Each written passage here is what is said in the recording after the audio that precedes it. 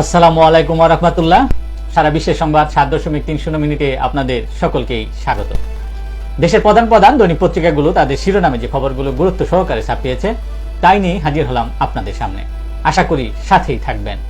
শুরুতেই থাকছে প্রধানমন্ত্রী শেখ হাসিনা বলেছেন, এখন একটাই কাজ, সাজাপ্রাপ্ত পলাতক আসামি তারেক জিয়াকে দেশে ফিরিয়ে এনে সাজা বাস্তবায়ন করা।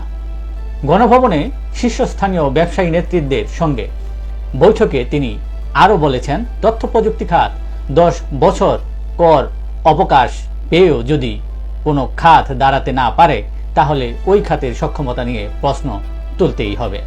কর অবকাশ সুবিধা অনন্তকাল করা যাবে না। তিনি এভাবেই ব্যবসায়ীদের সামনে কর অবকাশ চাইলে মন্তব্য করেন। দীর্ঘ টানাপোড়েনের পর বিএনপি জামায়াত এক হচ্ছে। সহসায় এক মঞ্চে উঠতে পারে বিএনপি জামায়াত। বিএনপির নীতি নির্ধারণী ফোরামের 3 জন সদস্য এ ব্যাপারে কাজ করছেন।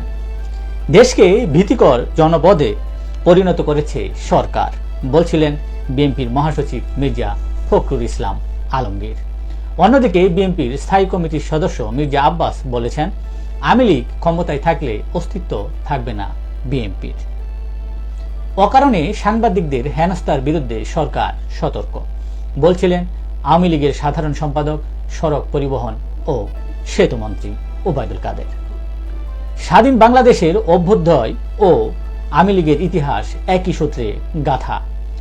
বঙ্গবন্ধু, আওয়ামী লীগ, বাংলাদেশ ইতিহাসে এই 3টি নাম অমলিন, অবিনশ্বর। আওয়ামী লীগ মানেই দেশের স্বাধীনতা, স্বাধীন মানচিত্র, স্বাধীন পতাকা। তেমনি ইতিহাস, ঐতিহ্য, সাফল্য ও অর্জনের নাম বাংলাদেশ। আর এই দলটি 75তম প্রতিষ্ঠা বার্ষিকী পালন হবে জাঁকজমক ভাবে। আওয়ামী লীগের সূত্রে এ তথ্য জানা গেছে।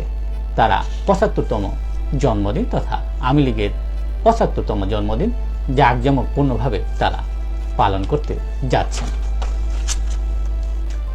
ঘূর্ণিঝড় রিমালের আঘাত, উপকূলে তাণ্ডব, শতাধিক গ্রাম লণ্ডভণ্ড, বহু মানুষ পানিবন্দী, জলোচ্ছ্বাসে 2 জনের মৃত্যু, গোটা সুন্দরবন ডুবে গেছে।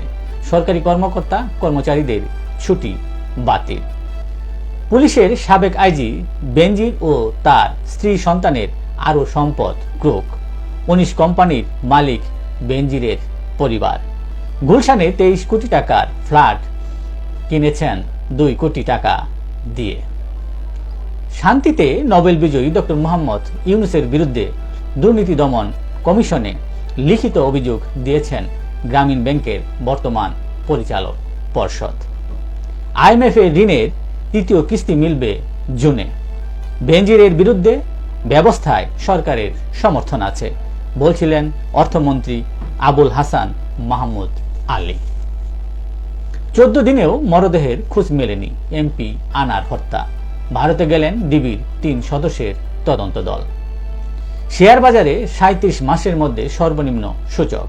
দেশের শেয়ার বাজারের দরপতন থামছেই না। ডিএসসির লেনদেন কমে 300 কোটি টাকার ঘরে নেমে এসেছে।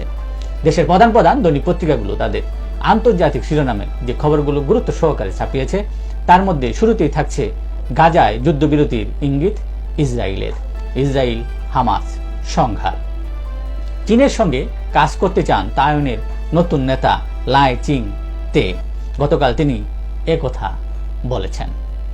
ঘূর্ণিঝড় রিমালের প্রভাবে গতকাল পশ্চিমবঙ্গের 400 ফ্লাইট বাতিল এবং নির্বাচনী কর্মসূচি স্থগিত করা হয় ঘূর্ণিঝড়ের প্রভাবে কারণে।